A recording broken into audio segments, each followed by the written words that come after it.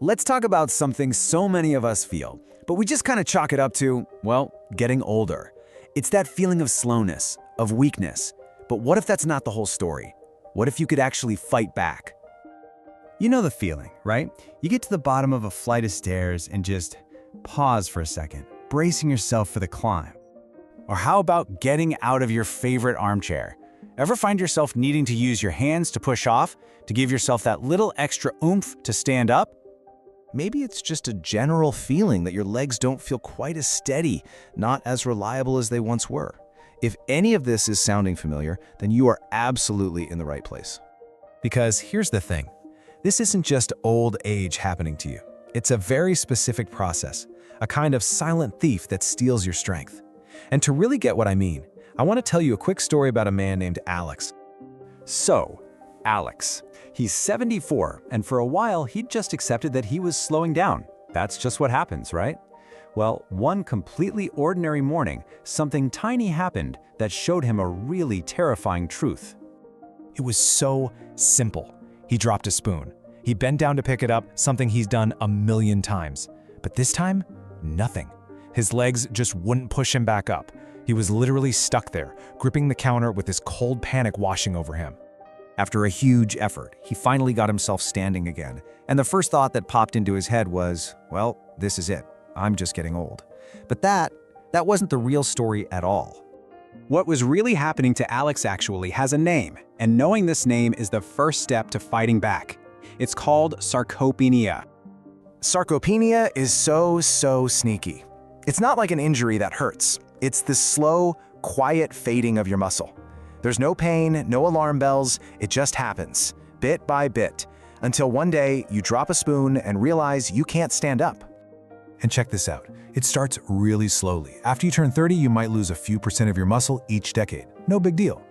But then, look what happens when you hit 60. The process hits the accelerator. By 70, you could be losing a huge chunk of your muscle every single year. And that adds up fast. I mean, in just one decade after 60, you could lose up to a fifth of your total strength. Just gone. It's like your strength is silently packing its bags and leaving. I absolutely love this way of putting it. It's just so perfect. You don't see a photograph fade day to day, do you? But then one day you look at it and you're shocked by how much color is gone. That is exactly what sarcopenia does to your muscles. Okay, so what in the world do we do about it? Well, the first step is to figure out what our muscles are literally starving for. And this is where a lot of us make a huge mistake. So many of us are obsessed with the number on the bathroom scale. We think, hey, my weight is fine, so I must be healthy. But sarcopenia has nothing to do with your weight. It's all about your strength, your ability to function. And to do that, your muscles are screaming for one thing in particular: protein. All right, so if protein is the magic ingredient, where do we get it? Let's look at 5 incredibly simple, powerful foods that helped Alex get his strength back on track. First up, lentils. These things are a powerhouse. A single cup has almost as much protein as 3 whole eggs. Plus, they're loaded with other goodies that help your body repair itself. Seriously, just adding a bowl of lentil soup a few times a week can make a massive difference. Next, Greek yogurt. The protein in here is super concentrated. And here's a pro tip. The best time to eat it is actually right before you go to bed. Why? Because it gives your body a steady supply of protein to repair your muscles while you're sleeping. It's like having a little construction crew working the night shift. You gotta love chickpeas. They're the definition of a pantry hero.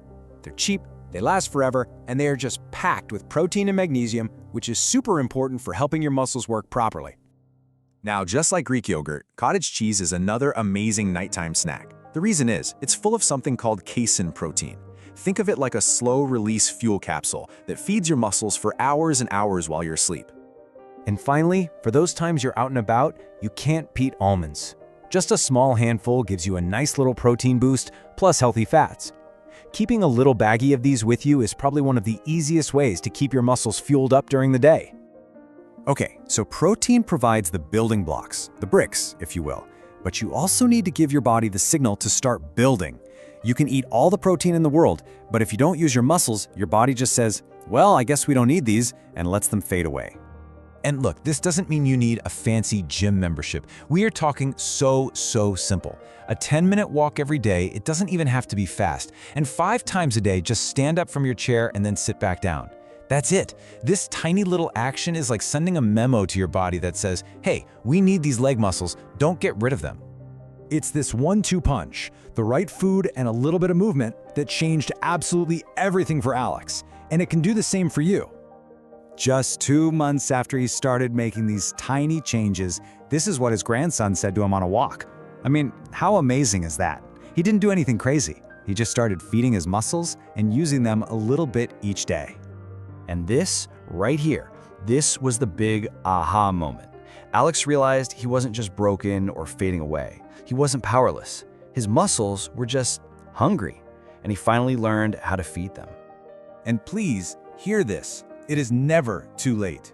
Your body is an amazing machine that wants to heal and rebuild.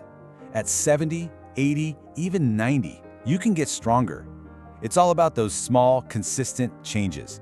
That's where the real magic happens. So, I'll leave you with this question. Your muscles are ready. They're waiting for the signal. What's one small thing you're going to do today? A 10-minute walk? A handful of almonds? That one choice, that one tiny step, that's how you start reclaiming your strength.